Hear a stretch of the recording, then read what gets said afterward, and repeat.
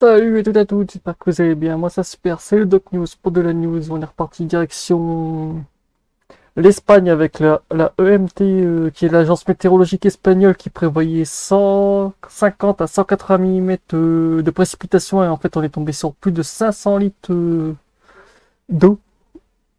Pour vous dire c'était assez fort. On va un peu analyser tout ça, comment ça s'est passé et voilà. Et la MT prévoyait le mardi à 14h30 180 litres, et ben à Valenciennes, il est tombé 500 litres. En gros, comme quoi les modèles météo, les prévisions peuvent des fois être obsolètes. Ouais. Là, comme vous voyez, Agencia Estelonia de météorologie, en gros, c'est l'agence météorologique. Nous, c'est Météo France, eux, c'est AEMT Météo en Espagne. Information, gna gna, ouais. Mais bon, aujourd'hui, j'ai le PC qui a pas envie.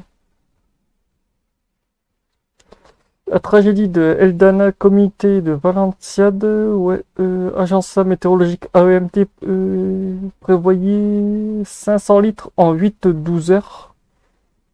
Et sur leur bulletin, ils prévoyaient 180 litres dans la zone. Précipitation accumulée du 29 Valencia octobre. En fait, on est tombé à du 200 mm à 300. Ouf, ouais, c'est un beau bordel. Comme vous voyez ici sur une partie du dossier de l'AEMT et Agencia prévoyait pour le phénomène météorologique, ouais, situation de Dursen, gradation probability 70%, description situation météorologique, une dana d'expression Alzana, c'est quelque que je vais en parler dans une prochaine vidéo, qui est déjà en cours de préparation et il prévoyait ouais, 150 à 180 en 12-24 heures. Mais en fait, on a eu le quadruple. Advision d'Anas, ouais. Incertitude, ouais, en gros, il y avait quand même une incertitude sur le phénomène des précipitations. Ils ont quand même mis 180, 150, 180, mais il y avait une grosse incertitude en fait.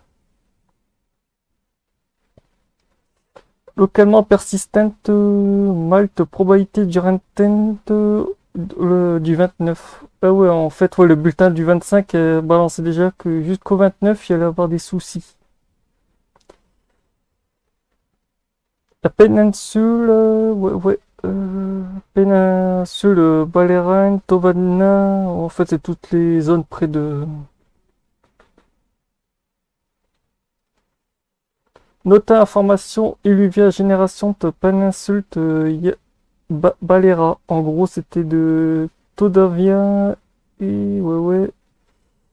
Localisation extent moyenne accumulation. En gros, il y avait encore une accumulation jusqu'au 30. Et oui, autant vous dire, l'épisode a été violent, comme vous avez pu le voir sur les images satellites que j'ai montrées avant de faire un récap du bulletin de. C'était assez violent, même très violent. 500 litres par mètre carré. Je vous dis pas que vous prenez un mètre carré, vous mettez 500 litres d'eau. En gros, c'est vous prenez une bouteille d'eau de 1 litre et vous multipliez ça par 500. Si vous avez des bouteilles d'eau de 2 litres, bah vous multipliez une bouteille de 2 litres par 500. Vous aurez le calcul de qu'est-ce qui est tombé. Ah non, nous, les bouteilles d'eau, c'est 1,5 litre. Oui. De toute façon, je ferai une animation avec une bouteille d'eau sur la miniature YouTube. Et qu'est-ce que ça représente tout ce bordel? Là, j'ai de voir aussi que une autre news aussi sur le mètre carré qui est tombé du côté de. Achat, il est tombé 791 litres au mètre carré.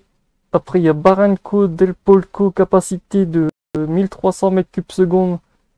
Il est tombé 2300 mètres cubes secondes. Et Nevero Cosa de Poto, il est tombé 2300 mètres cubes par seconde. Ouch. La route barrée A3, quand on l'a vu sur internet, on a eu l'A7 aussi. Zone affectée par les inondations, précipitations accumulation de précipitations, cause de débordement. Les petits traits violets, c'est le débordement en fait. Ah ouais, la rivière est carrément sortie de son lit. La rivière est carrément sortie de son lit.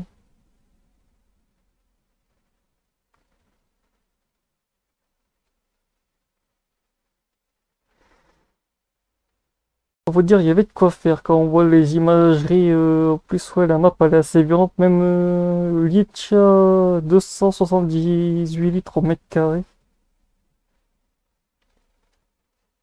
Attendez, je vais vous l'ouvrir dans un autre onglet, on verra un peu mieux. Que c'est assez violent, qu'est-ce qui est tombé en Espagne.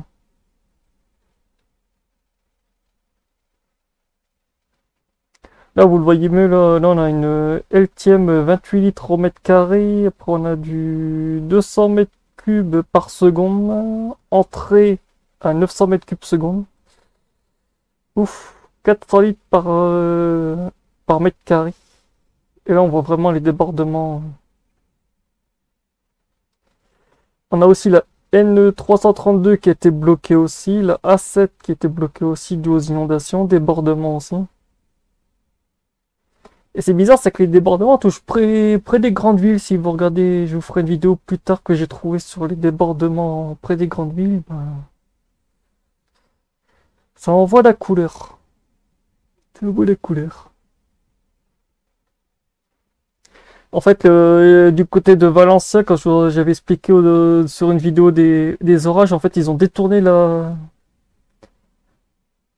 près de Valencia, ils avaient détourné la rivière. Qu'est-ce qui a fait que c'est que la rivière, elle a continué à retrouver son point d'origine. T'auras beau essayer de tourner une rivière, dès que t'as de forts orages et tout comme ça, voilà quoi. On a l'A3 qui était sous l'eau, on a l'A7 aussi qui traverse au-dessus sous l'eau aussi. Après, on a une autre route qui est bloquée aussi, là aussi. Quand vous voyez les chiffres, ils font très très ouf. La catastrophe était assez énorme. Donc voilà, c'est tout pour cette petite analyse. On se retrouve pour de prochaines vidéos. N'hésite pas à liker, partager, abonne-toi et tchuss.